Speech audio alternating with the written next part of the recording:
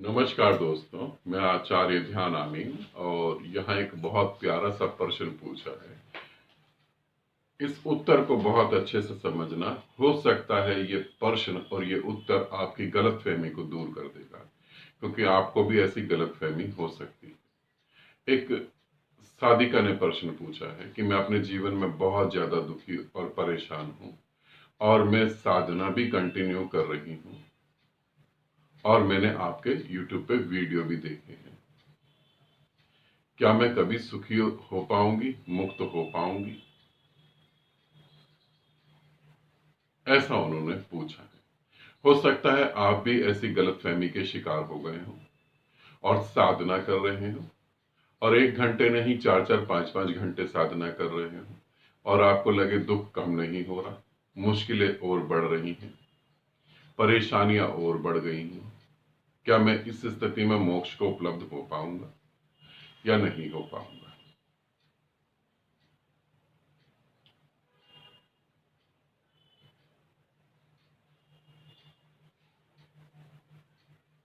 मैं बहुत दुखी और परेशान हूं अपने जीवन में और साधना कर रही हूं।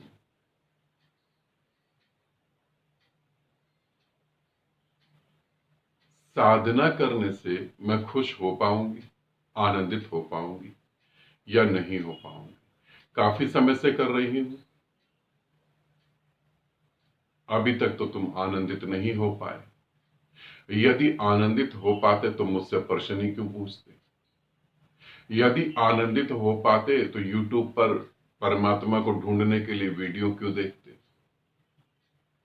यदि तुम्हारे प्रयास तुम्हें सक्सेस दे रहे हो, तुम्हारे प्रयास तुम्हें सफल बना रहे हो, तो तुम YouTube पे धार्मिक चीजों को क्यों ढूंढ रहे हो? फिर फेसबुक में, यूट्यूब में और जो है व्हाट्सएप में ये धार्मिक संदेश क्यों पढ़ रहे हो? क्यों अब भी तुम मार्ग ढूंढ रहे हो? इसका मतलब है तुम जो साधना कर रहे हो और फिर भी मुक्त नहीं हो पा रहे, क्यों? समझो। पहली बात, मैं दुखी हूं, परेशान हूं। दुखी होने के लिए और परेशान होने के लिए कुछ कारण चाहिए। क्या कभी आपने ऐसा कोई व्यक्ति देखा इस पृथ्वी पर जो कहे कि कोई कारण तो नहीं है, मैं फिर भी दुखी हो रहा हूं? जो कहे कोई भी कारण नहीं है, दुखी होना मेरा स्वभाव है, मैं दुखी ही रहता हूं, दुखी ही रहना चाहता हूं, दुखी ही पैदा हुआ हूं, दुखी ही मर जाऊंगा? क्या कभी कोई ऐसा व्यक्ति देखा है? ऐसा व्यक्ति क्या, ऐसा जानवर भी नहीं है, ऐसे पशु पक्षी भी नहीं है, पेड़ पौधे भी नहीं है। हर चीज के पीछे उसके कारण होते हैं। तुम्हारे दुख के कुछ कारण हैं, वो कारण तुम छोड़ने को तैयार नहीं हो। अब तुम इस कारण को ना छोड़ो और मैं साधना करके मुक्त हो जाऊं, इसे समझो। फिर तुम साधना करते हो और साधना करने के बाद तुम ऐसी उम्मीद करते हो कि तुम सुखी हो जाओगे, मगर वो कारण नहीं छोड़ रहे। अब कारण क्यों नहीं छोड़ रहे? क्योंकि उन कारणों के कारण तुम्हें सुख मिल रहा है। उन कारणों के कारण तुम्हारी समाज में इज्जत बढ़ी हुई है। उनके कारण तुम्हारे आसपास के रिश्तेदार और समाज तुम्हें थोड़ी तारीफ कर देते हैं।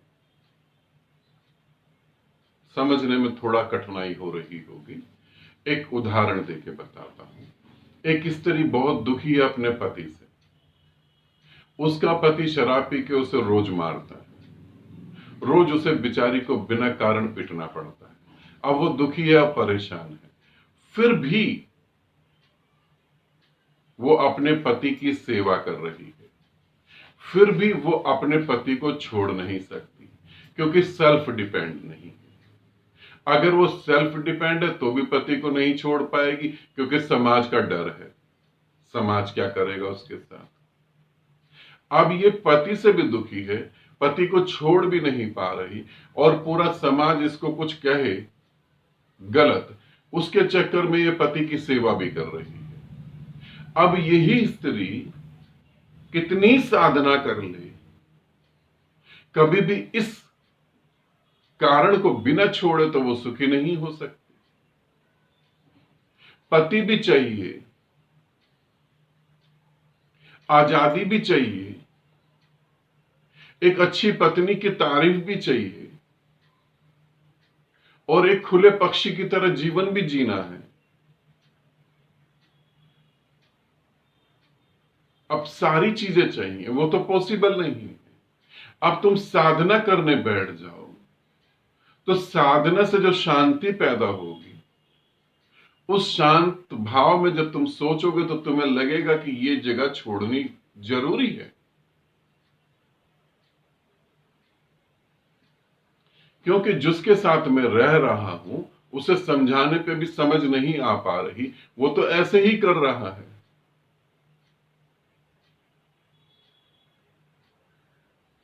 तो हम क्या करेंगे? तो तुम ये सोच रहे हो, तुम्हें ये समझा दिया गया, कुछ लोगों ने, धार्मिक लोगों ने, धार्मिक गुरुओं ने समझा दिया, साधना करो, ओम नमो शिवाय का जाप करो, हनुमान जी का जाप करो, इसका जाप करो, उसका जाप करो, और तुम लगे हो साधना करने में। तुम्हें लग रहा है कि मैं सफल हो जाऊंगी एक ना एक दिन। इस बात को तुम गारंटीड से एक पेपर पे लिख लो कि आचार्य ध्यान आमीन कह रहे हैं कि तुम कभी सफल नहीं हो पाओगे।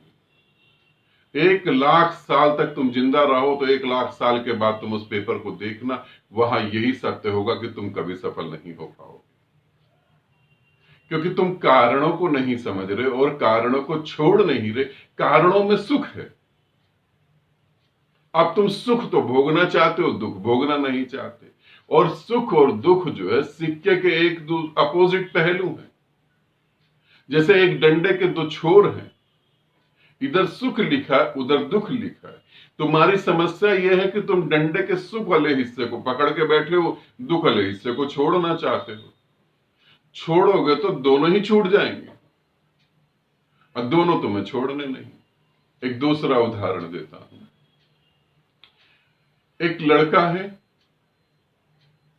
पैसे के जोर पे नकल मारकर, अप्रोच लगाकर अच्छी डिग्री हासिल कर ली इंजीनियरिंग की, अच्छी डिग्री हासिल कर ली लॉ की, अच्छी डिग्री हासिल कर ली मेडिकल कॉलेज में जाकर। मगर डिग्री हासिल कर ली, उसे एक्सपीरियंस कुछ भी नहीं है, उसे वो चीजें नहीं पता है। अब इसकी जॉब नहीं लग रही, अब ये अपने फील्ड में काम नहीं कर पा रहा, हर बार ये फेल हो रहा है। तो अब इसके मन में क्या आएगा कि किसी ने ब्लैक मैजिक कर दिया। जैसे ब्लैक मैजिक करने वाले पहले से तैयारी करके बैठे हैं और वो जगह जगह जाके शिकार ढूंढ रहे हैं, किसको हम ब्लैक मैजिक करें। अब इसका क्या होगा? भाग्य साथ नहीं दे रहा। अब जाओ शिवलिंग पे पानी चढ़ा दो, ये धागा किसी पेड़ पे लपेट दो, या फिर कोई बता देगा कि ये जाप कर लो मंत्र का, तुम्हारी जॉब लग जाएगी। अब ये जब तक उन कारणों को नहीं समझेगा और अपने को अच्छे तरीके से तैयार नहीं करेगा, उस कंपटीशन को फाइट नहीं करेगा, तब तक ये कितनी भी साधना कर ले, कुछ भी नहीं होने वाला। एक आदमी ने कर्जा ले लिया है, कर्जे वाले कर्जा मांगने आ रहे हैं, वो लगा हुआ साधना करने में, ये सोच के एक ना एक दिन तो कर्जा चुक ही जाएगा। एक ना एक दिन कर्जा लेने वाले उसका मकान छीन लेंगे उससे, ये तो होगा। मगर कर्जा तो कर्जा चुकाने से उतरेगा, साधना से थोड़ी ना उतरेगा। तो तुम दुखी हो, परेशान हो, उन कारणों को देखो। और जरूर तुम उन कारणों को नहीं छोड़ पा रहे, क्योंकि वहां तुम्हें सिक्योरिटी मिल रही है, वहां तुम सेफ महसूस कर रहे हो, वहां बिना हाथ पांव हिलाए, बिना दिमाग लगाए खाना मिल रहा है, कपड़ा लत्ता मिल रहा है,